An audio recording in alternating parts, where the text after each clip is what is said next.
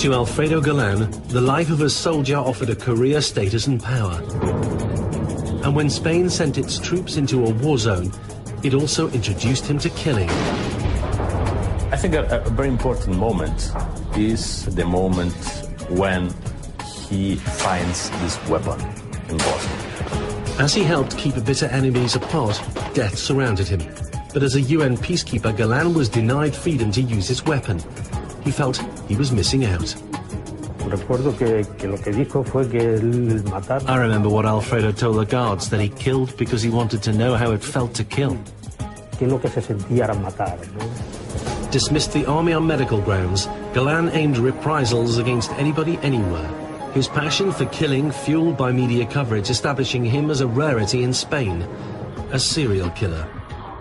Suddenly, his sense of self-importance has massively increased because he's not just a killer, he's a killer with a label.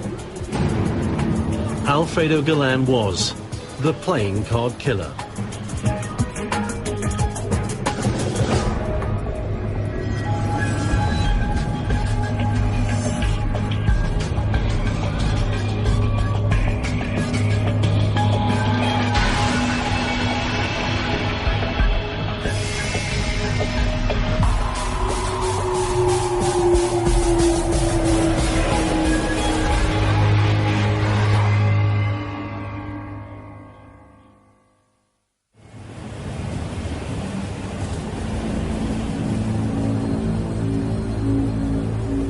Madrid, Spain's dazzling capital. In the first 3 months of 2003, the city's population lived with a killer amongst them. One who murdered at random, bizarrely leaving behind a calling card. He would emerge from shadows to shoot his 6 victims execution style. So rare are such assassins in Spain that police were slow to recognize the danger.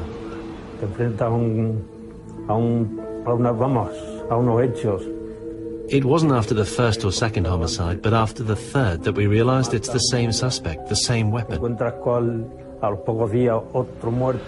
then we thought, he's already killed 4 people.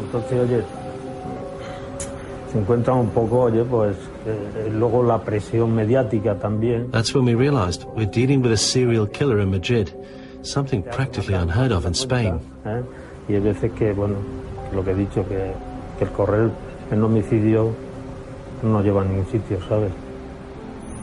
I think he was looking for the easy way of killing, the easy way of running away. As a clean perpetrator, unconvicted, so with no DNA or fingerprints on police record, detectives had to painstakingly build a picture based on sketchy descriptions. Tracking the killer was made harder by his unremarkable history. At school, he was a normal boy. When he was 10 years old, maybe he was withdrawn, very introverted. He spoke very little, and even with his classmates, well, he wasn't very easygoing. He wasn't open. He did have problems with his communication, and there is indications that he was somewhat socially isolated. There's nothing in his educational history that would give any indication that he was going to go on and kill so many people.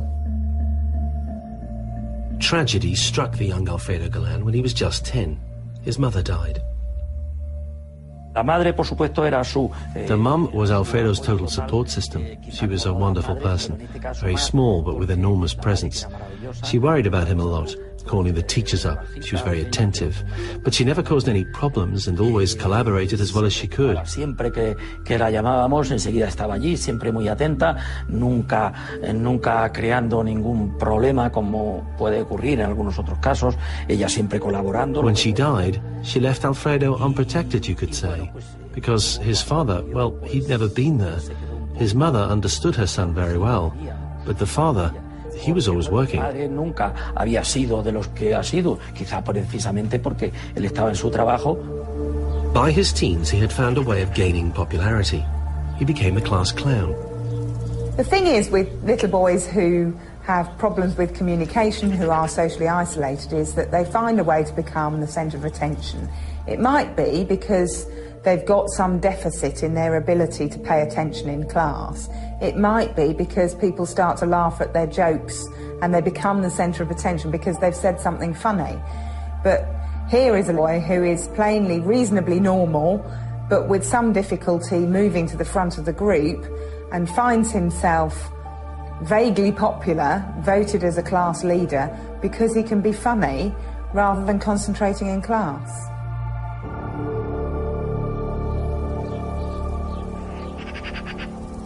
In his hometown outside Madrid, Alfredo was exhibiting behaviour which suggested a need for psychological investigation. But nothing was done, leaving Alfredo ill-prepared for life after school. It was an opportunity to intervene, which was missed. There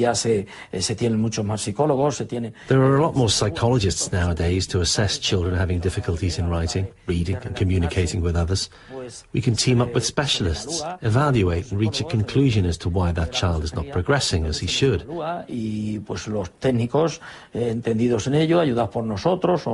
those days, in Alfredo's days at school, well, we didn't have those means.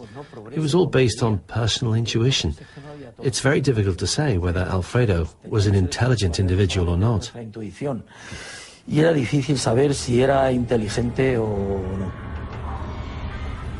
The mixed-up teenage Alfredo Galán craved attention.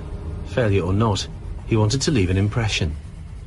There must have been something about him, however, that made him want to be more important than he was.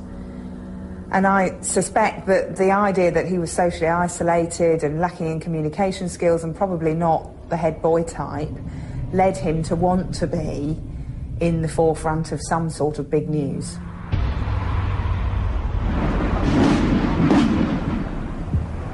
With little hope of finding a job on leaving school, Alfredo Galán joined up.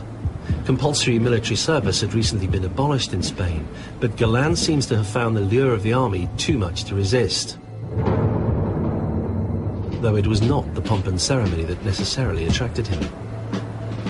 Spain rarely sends troops overseas, but Galán became part of those who served as peacekeepers in Bosnia.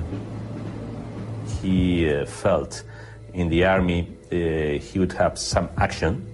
He would also experience this sensation of power that a weapon gives. For him, it validated him for other people. Putting on that uniform made him important. Putting on that uniform and going abroad for his country makes him even more important. Whoever he's speaking to, he can say, I'm in this position in the army, I'm going to Bosnia. It would impress people, even though the reality is he was quite inadequate. Spain's troops served in Mostar, a city under siege which saw the death of hundreds of civilians. Armed as they were, the rules of engagement meant that Alfredo and other Spanish soldiers could not easily use guns to defend themselves, or those that they saw suffering. Croats and Serbs have never forgot the hate they have for each other. What he saw when he went to Bosnia was